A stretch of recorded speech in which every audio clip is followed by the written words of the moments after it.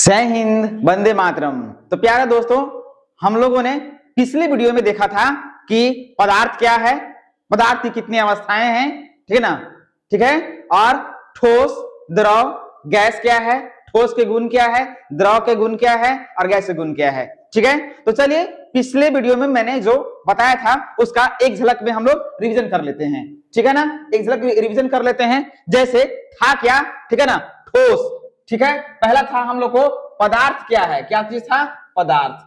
पदार्थ, तो पदार्थ किसको हम लोग कह रहे थे, ठीक ना। पदार्थ किसको कहा जाता था, तो बोला था कि वैसा वस्तु जो स्थान छेदता है, जो स्थान घेरती है और, ठीक है ना, जिसका द्रव्यमान होता है, जो स्थान घेरती है, द्रव्यमान जिसका होता है वो क्या कहलाता था, ठीक है ना, पदार्थ कहलाता था। बात समझ में आ गया यहाँ तक, ठीक है। पदार्थ की कितनी अवस्थाएं थी, अवस्थाएं। तो पदार्थ की मुख्य रूप से 3 अवस्थाओं के बारे में बात हमने किया था। पहला क्या चीज था, तो पहला था ठोस, ठीक है ना। इसके बाद था, दूसरा में था द्रव और इसके बाद था गैस, ठीक है ना, गैस। तो इसके बारे में मैंने बात किया था कि पदार्थ किसको कहते हैं, तो जो वस्तु में स्थान घेरती है और जो जिसका द्रव्यमान होता है वो पदार्थ कहलाता था। पदार्थ की कितनी अवस्थाएं मुख्य रूप से, तो पदार्थ की 3 अवस्थाएं मुख्य रूप से, ठोस, द्रव और गैस। अब ठोस किसको कहते थे हम लोग, ठोस। तो ठोस शॉर्ट रिवीजन हम लोग कर रहे हैं। ठोस, देखिए ठोस में क्या चीज था, आयतन, ठीक है ना, आयतन और आकार निश्चित, ठीक है ना, निश्चित। तो वैसे वस्तु जिसका आयतन और आकार निश्चित था वो ठोस कहलाता था, ठीक है ना। द्रव किसको भाई, तो द्रव आयतन तो निश्चित, आयतन जो था वो निश्चित था, आयतन निश्चित, लेकिन आकार निश्चित नहीं था भाई। इसमें आकार बदलते रहता था, ठीक है ना। बात समझ में आ रहा है। और गैस किसको, ठीक है ना, तो गैस किसको बोलते थे हम लोग, तो गैस हम लोग कहते थे आयतन और ठीक है ना, आयतन और आकार दोनों निश्चित नहीं, ठीक है ना। तो उसको हम लोग गैस बोलते थे। बात समझ में आ गया यहाँ तक, ठीक है। तो इस प्रकार से हम लोग पिछले वीडियो में देखे थे, ठीक है, कि ये सब पदार्थ क्या है, पदार्थ की अवस्थाएं क्या है, ठोस क्या है, द्रव क्या है और गैस क्या है, और इसकी क्वालिटी के बारे में। चलिए अब हम लोग आगे बात करते हैं, ठीक है ना। तो देखते हैं हम लोग कि पदार्थ के कणों के बीच रिक्त स्थान, तो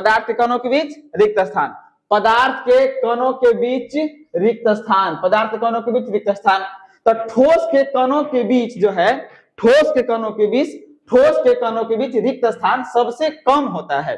ठोस के कणों के बीच जो होता है रिक्त स्थान, मतलब खाली स्थान, रिक्त स्थान बोले तो खाली स्थान जो है सबसे कम द्रव में ठोस की अपेक्षा, ठीक है ना, अधिक तथा गैस में सबसे अधिक होता है, ठीक है ना।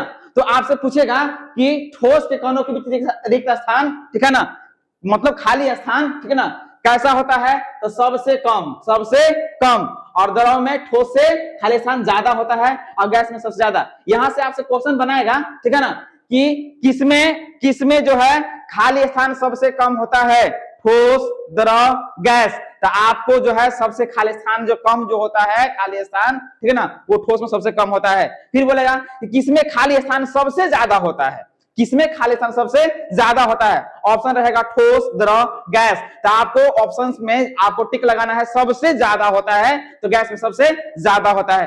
क्यों ज्यादा होता है, इसका कारण हम बात कर रहे हैं। देखिए ठोस के पदार्थ काफी पास होते हैं, और पास जब होंगे, ठीक है ना, तो पास देखिए ठोस का स्ट्रक्चर का दिया हुआ है और ठोस में कण काफी पास होते हैं, जिसमें आकर्षण बल ज्यादा होता है। आकर्षण बल ज्यादा होने के कारण इनके बीच जो है खाली स्थान न के बराबर होता है। बात समझ में आ गया। द्रव, ये द्रव का स्ट्रक्चर दिया हुआ है यहाँ पे, ठीक है ना, और द्रव में कण दूर होते हैं, इसीलिए इसमें खाली स्थान ठोस से क्या थोड़ा सा ज्यादा होता है, जबकि गैस में, ठीक है, गैस के कण काफी दूर होते हैं, कारण, ठीक है ना, तो काफी दूर होते हैं, जिस कारण से खाली स्थान क्या होता है, ज्यादा होता है। तो इस प्रकार से हम लोग यहाँ पर देख लिए कि ठोस के कणों के बीच रिक्त स्थान, मतलब खाली स्थान सबसे कम होता है, द्रव में ठोस से ज्यादा होता है और गैस में सबसे ज्यादा होता है। बात समझ में आ गया। तो यहां से आप जरूर क्वेश्चन बनाइएगा, ठीक है ना। नेक्स्ट हम लोग बात करते हैं, ठीक है, नेक्स्ट बात करते हैं, बोलता है कि कणों के बीच रिक्त स्थान, कणों के बीच आकर्षण बल, सॉरी कणों के बीच आकर्षण बल, ठीक है ना, कणों के बीच आकर्षण बल। तो ठोस में कणों के बीच आकर्षण बल सबसे अधिक होता है। ठोस में जो ठोस होता है, तो ठोस में कहता है कि ठोस में कणों के बीच आकर्षण बल जो होता है, अट्रैक्शन फोर्स जो होते हैं, सबसे ज्यादा लगता है, ठीक है ना। और द्रव में ठोस से कम तथा गैस में सबसे कम होता है, ठीक है ना। तो देखिए अट्रैक्शन फोर्स जो होता है ठोस में सबसे ज्यादा, क्यों सबसे ज्यादा होता है, इसका मुख्य रीजन है कि ठोस के जो स्ट्रक्चर, ठोस में जो कण होते हैं काफी पास होते हैं, सटे होते हैं, जिस कारण से इसमें आकर्षण बल सबसे ज्यादा होता है, ठीक है ना। द्रव के कण जो होते हैं वो ठोस की अपेक्षा थोड़ा दूर पे होते हैं, मतलब उसमें खालीपन ज्यादा होता है, जिस कारण से इसमें आकर्षण बल जो है थोड़ा ठोस से कम होता है। ठोस से कम आकर्षण बल द्रव में होता है। और गैस में आकर्षण बल सबसे कम होता है, क्योंकि गैस के कण जो है काफी दूर होते हैं, काफी दूर होने के कारण इसमें आकर्षण बल जो है सबसे कम होता है। तो यहां से आपसे क्वेश्चन पूछेगा कि किसमें आकर्षण बल सबसे ज्यादा होता है, ठोस में, द्रव में, गैस में। तो आपको यहां जो है टिक जो लगाना है, ठोस में आकर्षण बल सबसे ज्यादा होता है। फिर बोलेगा किसमें आकर्षण बल सबसे कम होता है, ठोस में, द्रव में, गैस में। तो आपको यहां बात करना होगा, ठीक है ना, कि सबसे कम आकर्षण बल जो है गैस में होता है। बात समझ में आ गया यहां तक, ठीक है। चलिए बात करते हैं हम लोग आगे, ठीक है। अब जो बात करता है यहाँ पर, पानी के कणों के बीच खाली स्थान होता है, पानी के कणों के बीच खाली स्थान होता है, जिससे उनके कणों के बीच आकर्षण बल कम लगता है, इसलिए हम पानी में अपना हाथ आसानी से चला सकते हैं। देखिए पानी में आसानी से हाथ चलाया जा सकता है। क्यों चलाया जा सकता है, इसका मुख्य रीजन ये है कि पानी में हम लोग आसानी से हाथ क्यों चलाते हैं। तो पानी में हम लोग आसानी से हाथ इसलिए चला लेते हैं क्योंकि पानी के कणों के बीच, पानी चूंकि द्रव है और द्रव के कणों के बीच खाली स्थान ज्यादा होता है, जिस कारण से हम उसके बीच जो आकर्षण बल कम लगता है, आकर्षण बल कम लगेगा तो उसके बीच खाली स्थान ज्यादा रहेगा, और खाली स्थान ज्यादा रहेगा तो उसके बीच हम आसानी से हाथ चला लेते हैं। बात समझ में आया यहाँ तक, ठीक है ना। तो पानी के कणों के बीच खाली स्थान जो होता है, ठीक है ना, खाली स्थान होता है, जिसके कारण उनके बीच आकर्षण बल कम लगेगा, और आकर्षण बल जब कम लगेगा तो इसलिए हम पानी में अपना हाथ आसानी से चला लेते हैं। बात समझ में आ गया। नेक्स्ट हम लोग बात करते हैं, ठीक है ना, कि स्विमिंग पूल में गोताखोर पानी काट पाता है। स्विमिंग पूल जो होता है उसमें गोताखोर आसानी से दिखना पानी को काट लेता है। क्यों काट लेता है, क्योंकि पानी के कणों के बीच खाली स्थान होता है। पानी के कणों के बीच क्या होता है, खाली स्थान होता है, ठीक है ना, जिससे उनके कणों के बीच आकर्षण बल कम लगता है, ठीक है। तो पानी के कण जो है ना, मतलब पानी जो कि द्रव है, और द्रव के कणों के बीच खाली स्थान थोड़ा ज्यादा होता है, जिससे आकर्षण बल थोड़ा कम लगता है। तो जिस कारण से हम लोग जो है मतलब स्विमिंग पूल में कोई भी गोताखोर जो होगा वो पानी को आसानी से साइड कर सकता है, काट सकता है। बात समझ में आ गई यहाँ तक, ठीक है ना। नेक्स्ट जो है, ठीक है ना, हवा में कणों के बीच खाली स्थान ज्यादा होता है, ठीक है ना। हवा में जो है वो खाली स्थान ज्यादा होता है, हवा में कणों के बीच खाली स्थान ज्यादा होता है, जिसके कारण इनके कणों के बीच लगने वाला आकर्षण बल सबसे कम होता है। आकर्षण बल सबसे कम किसमें, आकर्षण बल सबसे कम तो हवा में। हवा क्या चीज, क्योंकि वो गैस है और गैस के कणों के बीच आकर्षण बल कम लगता है, ठीक है ना, क्योंकि गैस के कण काफी दूर होते हैं। जब काफी दूर होते हैं तो आकर्षण बल कम लगेगा, और जब कम लगेगा तो खाली स्थान क्या होगा, खाली स्थान क्या होगा, ज्यादा होगा। तो हवा में कणों के बीच खाली स्थान ज्यादा होता है, जिसके कारण इनके कणों के बीच लगने वाला आकर्षण बल क्या होता है, कम होता है। इसलिए हम अपना हाथ हवा में आसानी से चला लेते हैं। देखिए हवा में आसानी से हाथ चल जा रहा है। क्यों चल जा रहा है, क्योंकि हवा के कण जो है काफी दूर होते हैं, और काफी दूर होते हैं, जिस कारण से इनमें आकर्षण बल कम होता है। आकर्षण बल कम होता है, इसीलिए हम हवा में आसानी से हाथ चला ले रहे हैं। बात समझ में आ गया यहाँ तक। नेक्स्ट हम लोग बात करते हैं, ठीक है ना, कहता है कि ठोस के कणों के बीच खाली स्थान 9 के बराबर होता है, ठीक है। ठोस के जो कण होते हैं वो काफी पास होते हैं, और जब काफी पास होते हैं, जिस कारण से इनके बीच खाली स्थान 9 के बराबर होता है। ठोस के कणों के बीच खाली स्थान जो होता है वो 9 के बराबर होता है, जिस कारण, ठीक ना, इनके कणों के बीच आकर्षण बल सबसे ज्यादा होता है। खाली स्थान 9 के बराबर, इसीलिए इसमें जो है आकर्षण बल ज्यादा होता है, इसलिए ठोस पदार्थ के ऊपर हाथ चलाना कठिन होता है। हाथ चलाना क्या होता है? कठिन। जैसे दीवार के ऊपर हाथ चलाएंगे तो चोट लग जाएगा आपको। बात समझ में आ रहा है? तो ठोस, जितने भी ठोस पदार्थ हैं उनके ऊपर अगर आप हाथ चलाएंगे तो आपको चोट महसूस होगा। क्यों चोट महसूस होगा? क्योंकि ठोस है और ठोस के कण काफी पास होते हैं, और काफी पास होंगे तो आकर्षण बल ज्यादा होगा, मतलब खाली स्थान न के बराबर होता है। खाली स्थान जब न के बराबर होगा, ठीक है ना, खाली स्थान न के बराबर होगा तो आकर्षण बल ज्यादा होगा, और आकर्षण बल ज्यादा होगा तो किसी भी ठोस पदार्थ के ऊपर हाथ चलाना थोड़ा सा मुश्किल काम होता है। उसमें चलाने के लिए सबसे पहले कराटा सीखना होगा आपको। बात समझ में आ गया यहाँ तक? ठीक है ना। चलिए आगे बात करते हैं। ठीक है, पदार्थ के कणों में गति, पदार्थ के कणों में गति, आखिर क्या पदार्थ के कण गति करते हैं? ठीक है ना, तो इसके बारे में हम लोग को जानना है। ठीक है, तो पदार्थ के कण निरंतर गतिशील होते हैं, पदार्थ के कण निरंतर गतिशील होते हैं। तो यहां आपको दिमाग में आएगा, ठीक है ना, एक सवाल आएगा, ठीक है, कि क्या ठोस के कण भी गति करते हैं, द्रव के कण गति करते हैं, ठीक है ना, गैस के कण गति करते हैं? तो देखिए ठोस पदार्थ के कण में भी, ठीक है ना, हल्का फुल्का मूवमेंट होता है, ऐसा नहीं कि नहीं होता, होता है। ठोस पदार्थ के कण जो है, ठीक है ना, काफी पास होते हैं, तो खाली स्थान न के बराबर होता है, तो हल्का फुल्का मूवमेंट होगा, पूरा नहीं होगा, जिसको हम लोग नहीं देख पाएंगे। समझ में आ गया? तो पदार्थ के कण निरंतर गतिशील, ये पहला क्वालिटी है पदार्थ का, ठीक है ना, गति में, कि पदार्थ के कण हमेशा गतिशील होते हैं, हमेशा गतिशील होते हैं। ठोस वाला गति जो है, हम लोग ठोस पदार्थ की गति जल्दी नहीं देख पाते हैं, ठीक है ना। द्रव में हम लोग देख पाते हैं, जब पानी को हम लोग गर्म करते हैं तो पानी में जो बबल्स बनता है, ऊपर नीचे जो सरकता है, उसको हम लोग देख पाते हैं। क्योंकि पानी द्रव है और द्रव में पदार्थ के कण दूर होते हैं, तो खाली स्थान कुछ ज्यादा होता है, जिस कारण से ये जो है ऊपर नीचे गति कर सकता है। समझ में आ गया? और इसको देखा जा भी सकता है जब पानी को गर्म किया जाता है। समझ में आ गया?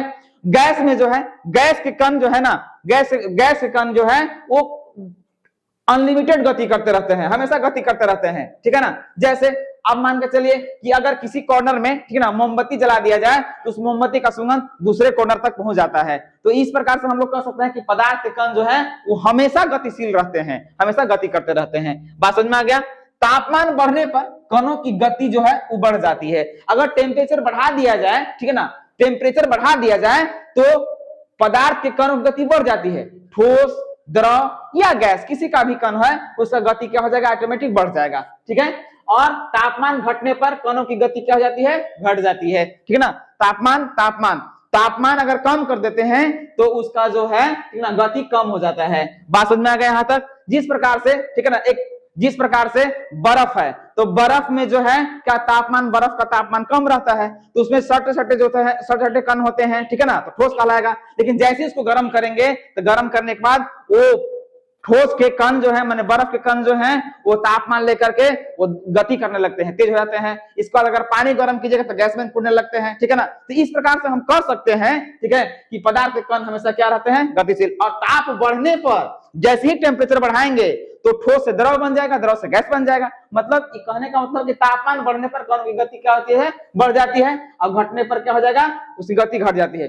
ठोस में कणों की गति सबसे कम, ठोस में कणों की गति सबसे कम। देखिए ठोस के कण जो हैं उसमें गति सबसे कम होता है, द्रव में ठोस से ज्यादा होता है, और गैस में सबसे ज्यादा होता है। तो ठोस में कम काहे होता है गति? क्योंकि ठोस के कण पास होते हैं, और पास होते हैं खाली स्थान कम होता है, जिस कारण से ठोस में कणों की गति सबसे कम होता है। द्रव में ठोस से ज्यादा होता है, क्योंकि, ठीक ना, द्रव में ठोस की अपेक्षा द्रव में खाली स्थान कुछ ज्यादा होता है, इसलिए गति भी ज्यादा होता है। और गैस के कण काफी दूर होते हैं, मतलब खाली स्थान ज्यादा होता है, जिस कारण से गैस में जो है गैस के कण गति सबसे ज्यादा होती है, ठीक है ना।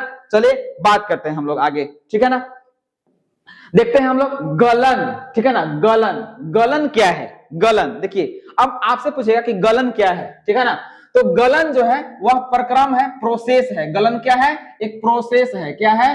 प्रोसेस है। गलन जो है एक प्रोसेस है। तो वह प्रक्रम जो कोई ठोस, ठीक है ना, जो कोई ठोस या जब कोई ठोस, ठीक है ना, जब कोई ठोस, ठीक है ना, पदार्थ को गर्म करने पर वह द्रव में बदलता है, ठीक है ना। जब कोई ठोस को, कहता है कि गलन क्या है? तो गलन एक प्रोसेस है या प्रक्रम है। गलन क्या है? एक प्रोसेस है या प्रक्रम है। जब कोई ठोस पदार्थ को गर्म करने पर कहता है कि कोई ठोस पदार्थ को गर्म करने पर वह द्रव में बदलता है, तो गलन या संगलन कहलाता है। जैसे बर्फ है, ठीक है ना, बर्फ है जो कि ठोस पदार्थ है, बर्फ क्या है, ठोस है, और जब उसको गर्मी दिया जाता है, हीट किया जाता है, तो वो जो है पानी में बदल जाता है, द्रव अवस्था में बदल जाता है, ठीक है ना।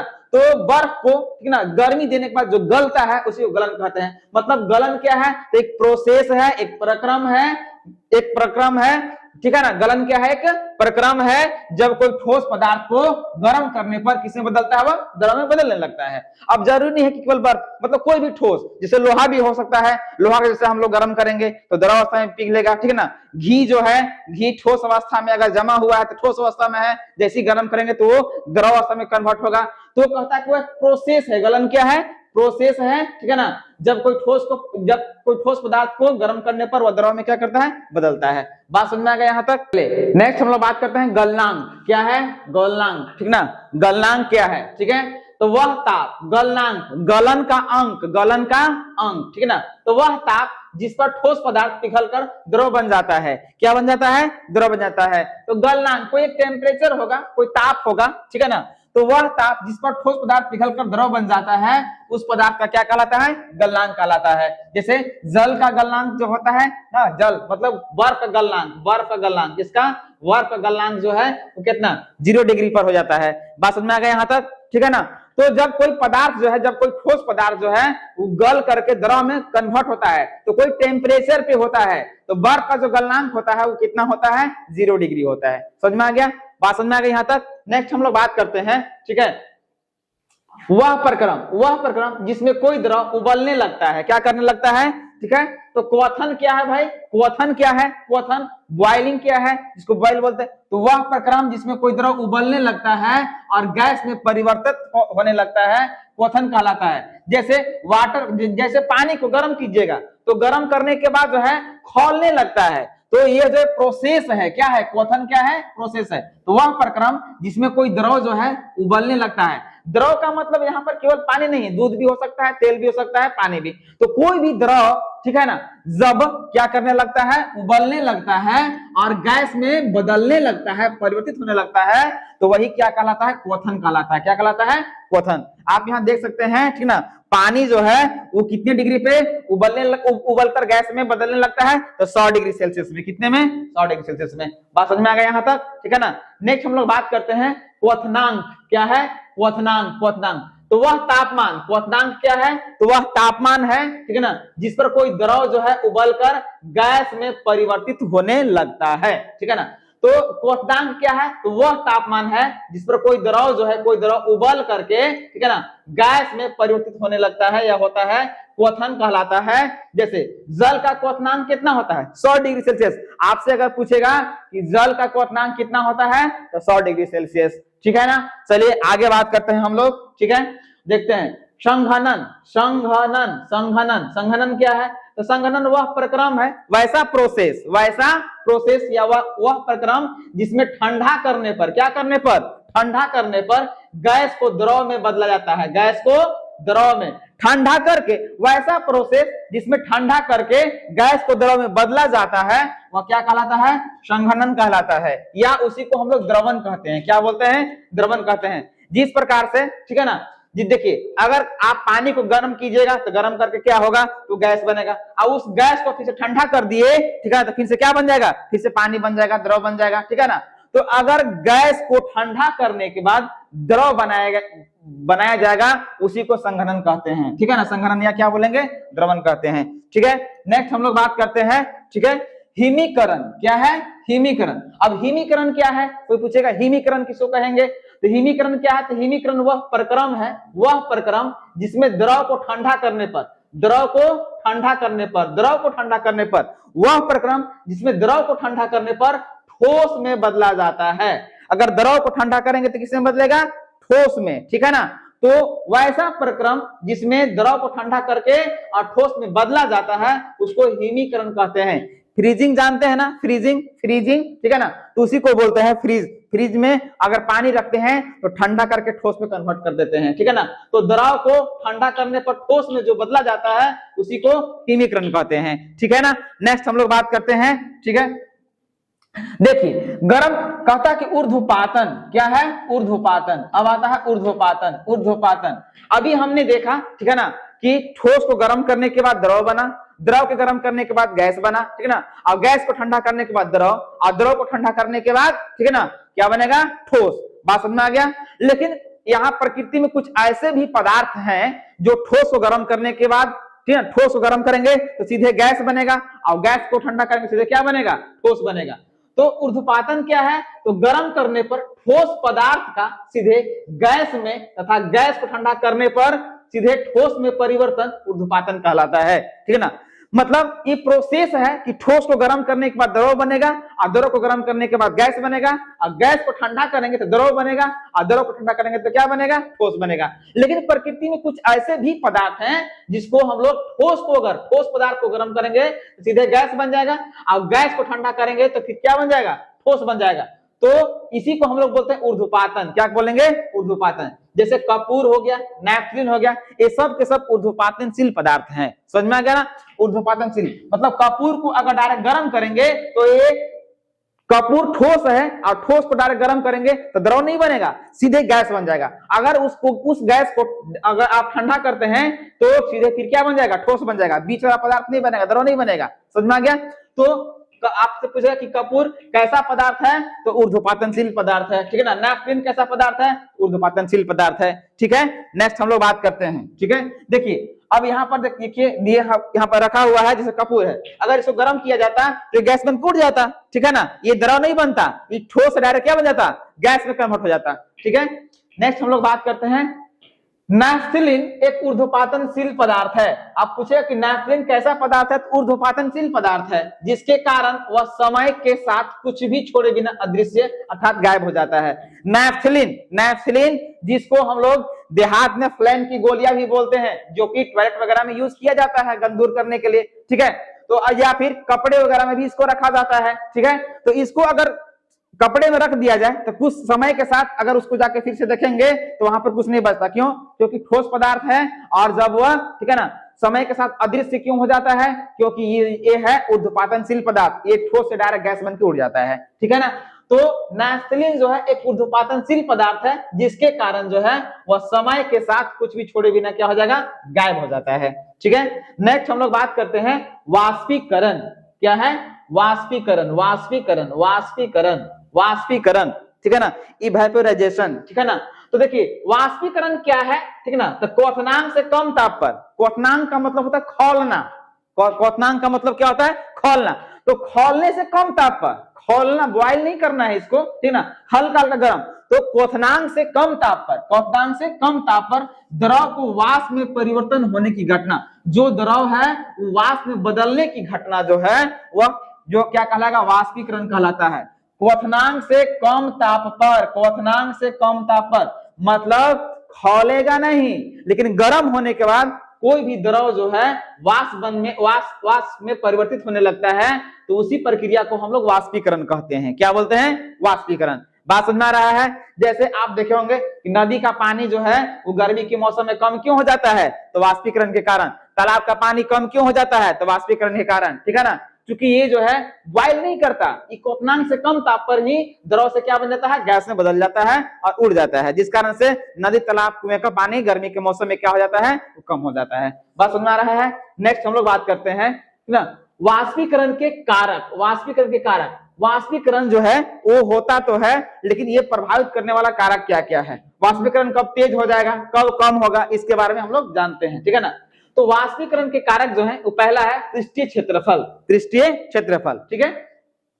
वाष्पीकरण एक सतही प्रक्रिया है। वाष्पीकरण कैसी प्रक्रिया है, एक सतही प्रक्रिया है, ठीक है ना। सतही क्षेत्रफल बढ़ने पर वाष्पीकरण की दर बढ़ जाती है।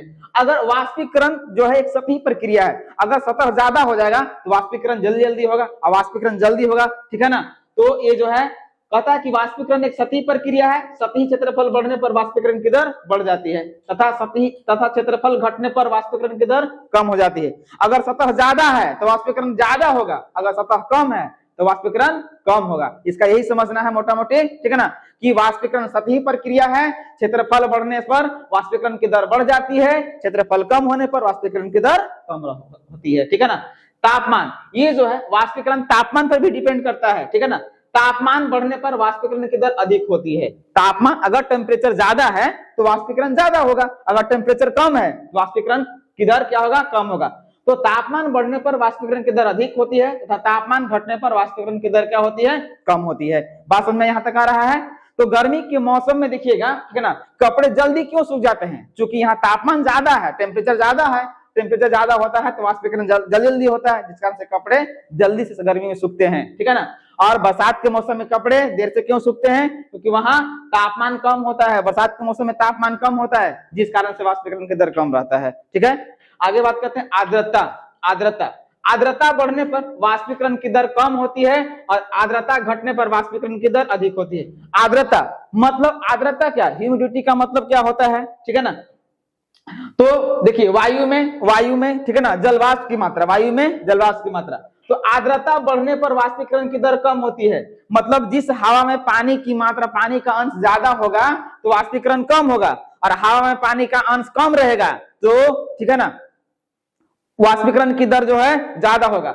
हवा में पानी की मात्रा कम तो वाष्पीकरण ज्यादा, हवा में पानी की मात्रा ज्यादा तो वाष्पीकरण कम। तो ये है आर्द्रता पर भी डिपेंड करता है वाष्पीकरण, ठीक है ना। वायु की गति अधिक होने पर वाष्पीकरण की दर अधिक होती है, ठीक है ना। वायु की गति, अगर हवा तेज चलेगा तो वाष्पीकरण तेजी के साथ होगा, अगर हवा कम चल रहा है, ठीक है ना, हवा की गति कम होती है तो वाष्पीकरण कम होता है। तो वायु की गति अधिक होने पर वाष्पीकरण की दर अधिक होती है तथा वायु की गति कम होने पर वाष्पीकरण की दर क्या होती है, कम होती है। बात समझ में आ गई यहां तक, ठीक है। नेक्स्ट हम लोग बात करते हैं, ठीक। कहता है कि कप की अपेक्षा प्लेट में गर्म चाय या दूध आसानी से पी लेते हैं, ठीक है ना। देखिए कप की अपेक्षा, एक कप और प्लेट, ठीक है ना, कप और प्लेट दो में अगर चाय आपको दिया गया दोनों में, तो सबसे पहले किसमें आप आसानी से पी लेंगे, ठीक है ना। तो कप की अपेक्षा जो है प्लेट में हम गर्म चाय या दूध आसानी से पी लेते हैं, क्योंकि प्लेट का क्षेत्रफल कप की अपेक्षा अधिक होता है। अभी जस्ट हमने बताया कि वाष्पीकरण जो है एक सतही प्रक्रिया है। देखिए कप है, ठीक है ना, और कप का सतह का क्षेत्रफल जो है कम होता है, ठीक है ना, कम होगा तो वाष्प बनकर के कम जगह से उड़ेगा, जिस कारण से धीरे धीरे ठंडा होगा और पीने में समय लगेगा। जबकि एक प्लेट है तो प्लेट का क्षेत्रफल ज्यादा होता है, प्लेट का क्षेत्रफल ज्यादा होने के कारण, ठीक है ना, इसका वाष्पीकरण अधिक भाग से होगा, जिस कारण से वाष्पीकरण अधिक भाग से होगा तो ठंडा जल्दी हो जाएगा, जिस कारण से प्लेट में चाय या गर्म दूध जो है आसानी से पी लेते हैं। बात समझ में आ गया। नेक्स्ट हम लोग बात करते हैं, ठीक है। गर्मी के दिनों में घड़े का पानी ठंडा होता है। देखिए गर्मी के दिन में घड़ा का पानी जो होता है ठंडा होता है, जिसको देसी फ्रिज भी बोला जाता है, देहात में देसी फ्रिज, ठीक है ना। तो गर्मी के दिनों में घड़े का पानी ठंडा होता है क्योंकि घड़े में छोटे छोटे छिद्र होते हैं। ये घड़ा है, ये घड़ा में क्या होता है, छोटा छोटा छिद्र होता है, ठीक है ना, जिनसे पानी रिस कर बाहर आ जाता है, और जिससे पानी रिस करके, देखिए इस पर जितना भी है सब रिस करके पानी बाहर आ जाता है। छोटे छोटे छिद्र होते हैं जिससे पसीज करके रिस करके घड़े के सतह पर पानी आ जाता है, ठीक है ना। वातावरण में उपस्थित गर्म हवा जब रिसे हुए पानी से टकराता है, और वातावरण, चूंकि गर्मी के मौसम में वातावरण क्या होता है, गर्म होता है, ठीक ना, हवा गर्म होता है, और जब ये जो है नन्हे पानी की बूंदे से टकराता है गर्म हवा, तो ये वाष्प बन के उड़ जाता है, वाष्प बन के वाष्पीकरण हो जाता है, और वाष्प बन के उड़ जाएगा तो पानी वाष्प बनकर उड़ जाता है। वाष्पीकरण के कारण पूरा निकाय ठंडा हो जाएगा, और हम लोग को पता है कि वाष्प बनकर के जब उड़ेगा तो वाष्पीकरण होगा, और जिस भाग से वाष्पीकरण होगा वह भाग को ठंडा कर देता है, ठीक है। तो ये घड़े का बाहरी सतह पर जितने भी पानी है, जब गर्म हवा से टकराती है ये पानी वाष्प बन के उड़ जाता है, जिससे पूरा घड़ा का बाहरी भाग जो है वो ठंडा हो जाता है। तो पूरा सिस्टम ठंडा हो जाएगा, निकाय ठंडा हो जाता है, जिससे घड़े में रखा पानी भी क्या हो जाता है, ठंडा हो जाता है। तो इस प्रकार से हम कह सकते हैं, ठीक है ना, कि वाष्पीकरण के कारण ही गर्मी के दिनों में घड़े का पानी क्या होता है, ठंडा होता है, ठीक है। कोई डाउट यहां तक? नेक्स्ट हम लोग बात करते हैं, ठीक। गर्मियों में हमें सफेद कपड़े पहनने चाहिए, ठीक है। अब आपका रहेगा कि गर्मी में कैसे कपड़े पहनने चाहिए, किस प्रकार के, किस रंग के कपड़े पहनने चाहिए। तो देखिए गर्मियों में हमें सफेद कपड़े पहनने चाहिए, क्योंकि सफेद कपड़ा सूर्य के प्रकाश को परावर्तित कर देते हैं, जिससे हमें ठंडा महसूस होता है, ठीक है ना। तो गर्मी के दिनों में अधिकतर आप देखेंगे कि गर्मी के दिनों में सभी लोग मैक्सिमम लोग जो हैं वो सफेद कपड़ा पहन के रखता है, ठीक है ना। क्यों सफेद कपड़ा क्यों पहनते हैं लोग? तो इसलिए पहनते हैं क्योंकि सफेद कपड़ा जो है ना, सफेद कपड़ा सूर्य के प्रकाश को क्या करता है, परावर्तित, जो भी लाइट आता है सूर्य का, ठीक है ना, प्रकाश आता है, उसको रिफ्लेक्ट करके वापस भेज देता है, बॉडी के अंदर नहीं जा पाएगा, और जब बॉडी के अंदर नहीं जा पाएगा, ठीक है ना, वो वापस भेज दिया जाता है, जिस कारण से हमारा शरीर ठंडा होता है, मतलब ठंडा महसूस होता है हम लोग को। बात समझ में आ गया यहाँ तक? ठीक है, तो अधिकतर गर्मी के मौसम में ना ठंडा रहने के लिए सफेद कपड़े का इस्तेमाल किया जाता है, ठीक है। केवल सफेद कपड़े ही नहीं, हल्के रंग के भी कपड़े पहनने चाहिए, ठीक है ना। आगे बात करते हैं, ठीक है ना, गर्मियों में हमें हल्के रंग के तथा सूती कपड़े भी पहनने चाहिए, क्योंकि ठीक है ना, गर्मियों के मौसम में हमें पसीना आता है। क्या आता है? देखिए गर्मी के मौसम में बहुत ज्यादा पसीना आता है हम लोग को, इसलिए सफेद रंग के साथ साथ अगर सफेद रंग ना भी है तो हल्के रंग का कपड़े पहनने चाहिए, या फिर ठीक है ना, क्या कैसा, गर्मी के मौसम में हल्का रंग के कपड़े या सूती कपड़े पहनने चाहिए, क्योंकि गर्मी के मौसम में पसीना आता है हम लोग को। क्या आता है? गर्मी के मौसम में हम लोग को पसीना आता है, ठीक है ना, जिसे सूती कपड़ा उसे अवशोषित कर लेता है और शरीर की गर्मी के कारण वह वाष्प बनकर उड़ जाता है। तो जब वह गर्मी के मौसम में पसीना आएगा तो सूती कपड़ा में सूख लेगा, ठीक ना, और सूखने के बाद ठीक है हमारे बॉडी से टेम्परेचर लेकर के और क्या होगा, वो वाष्प बन के उड़ जाएगा, और वाष्प बन के जब उड़ेगा तो क्या होगा, वाष्पीकरण होगा, और वाष्पीकरण से क्या होता है, हम लोग का तापमान बॉडी का कम हो जाएगा, जिस कारण से हम लोग को ठंडा महसूस होगा। क्या होगा? ठंडा महसूस होगा। बात समझ में आ गया? तो इस कारण से भी हम लोग को गर्मी के मौसम में हल्के और ठीक है ना, हल्के रंग के कपड़े पहनने चाहिए और सूती रंग के सूती कपड़े पहनने चाहिए।